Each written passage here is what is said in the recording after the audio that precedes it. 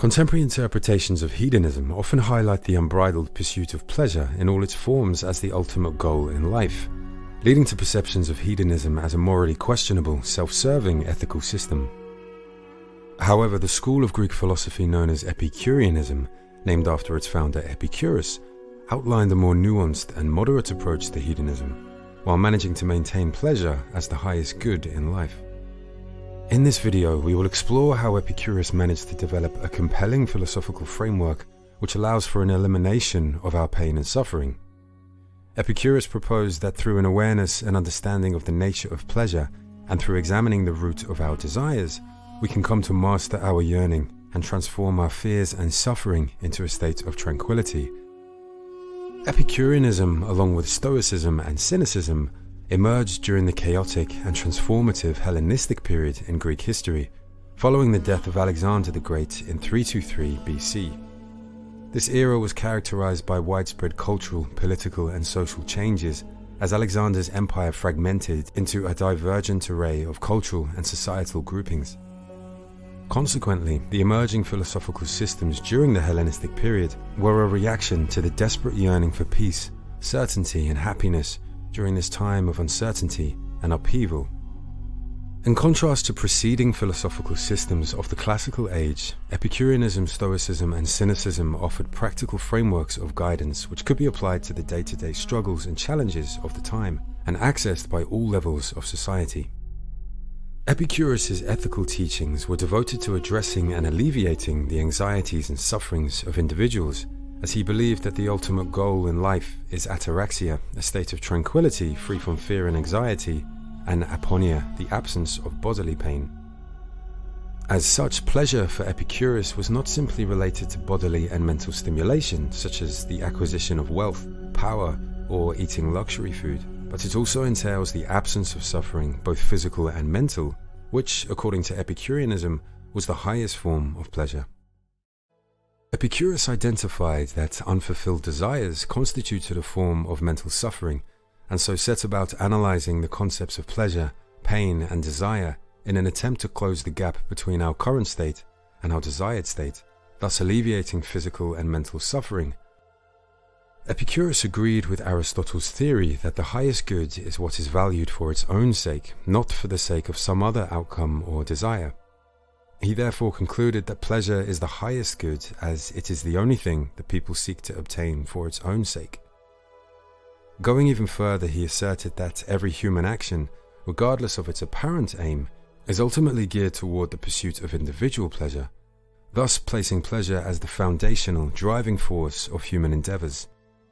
For example, the highest good within Stoicism is to live virtuously, but Epicurus argued that the act of living virtuously ultimately leads to individual pleasure. Pleasure for Epicurus was divided into mental and physical relating to good food, warmth, and physical well-being, while mental pleasures related to good friendships, the pursuit of knowledge, and personal growth.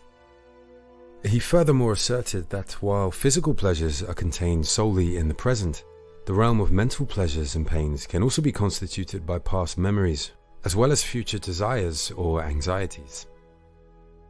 Building upon this idea, Epicurus concluded that the ultimate anxieties for individuals are those that relate to the future, and especially the fear of death. For Epicurus, the fear of death was a pervasive source of anxiety for individuals, but that accepting one's mortality can lead to a freedom from this fear. Epicurus believed that the basic constituents of all things in the universe were microscopic, indivisible atoms surrounded by empty void, an idea first developed by Democritus. All physical and mental phenomena, in other words sensations and emotions, could be explained by the interaction of these microscopic atoms. Epicurus taught that upon death, the body and soul are dispersed into their constituent atomic-level particles, and therefore there is no longer any subject to experience any sensations. Consequently, he asserted that the process of death is devoid of any suffering, and so to fear it is irrational. Death, therefore, the most awful of evils, is nothing to us, seeing that when we are, death is not, and when death is, we are not. In addition to the identification of different forms of pleasures and pains, Epicurus also analyzed the various types of desire which precede the satisfaction of pleasure. He distinguishes between three types of human desire: natural and necessary, natural and unnecessary, and vain desires.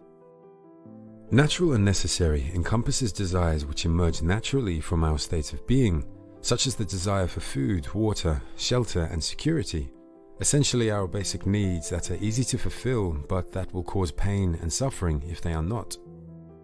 Natural and unnecessary are those desires which again naturally emerge from our state of being, but which are not necessary for survival or the removal of suffering. For example, having good friendships, luxury foods, or personal growth. Vain desires, according to Epicurus, are those that do not emerge naturally within us and are conditioned into us by our society. They are unnecessary for survival and emerge due to a distortion of the perception of our wants and needs. Vain desires include power, wealth, and luxury possessions. At the core of Epicurus' teachings is the idea that vain desires should be removed from our lives and thus alleviate the suffering related to not fulfilling these empty desires. We can observe within our own actions that obtaining pleasure from a vain desire does not remove the underlying void beneath the physical manifestation of that desire. For example, buying an expensive piece of jewelry or clothing does not permanently eliminate the desire for any future luxury purchases. Vain desires, according to Epicurus, can therefore never be fully satisfied, and their existence within our lives creates a perpetual state of suffering and discontent. Our state of happiness or lack of, according to Epicurus, is a direct consequence of the relationship between our present situation and our desired situation. In order to alleviate the suffering related to unfulfilled desire, we must close the gap between our present state and our desired state. This doesn't mean that we shouldn't strive for better lives or enjoy nice things once in a while, but through moderating these desires and shifting the balance toward a more moderate approach to life, we can reduce any unnecessary suffering from unfulfilled vain desires. Epicurus claims that to do this we must first identify those desires which emerge naturally from our state of being against those which are in vain.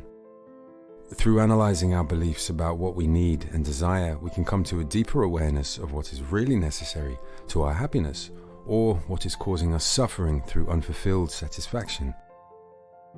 As a result, we can begin to develop gratitude for the small, easily attained pleasures in the present moment, such as a walk in nature, our friends and family, and a place to sleep at night.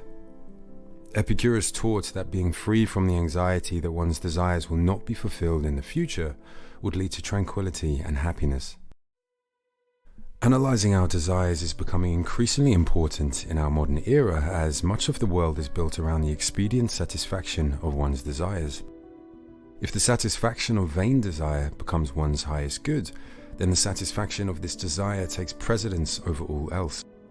The vain desire thus becomes our master, and we become the slave. Through moderating and reducing our desires to instead focus on the natural pleasures in life, we can come to the realization that everything we really need to be happy is easily within our grasp, such as food, our home, friends, family, the beauty of nature. Focusing on these and reducing the desire for unnecessary vain pleasures might just transform our suffering and discontent into gratitude, tranquility, and peace.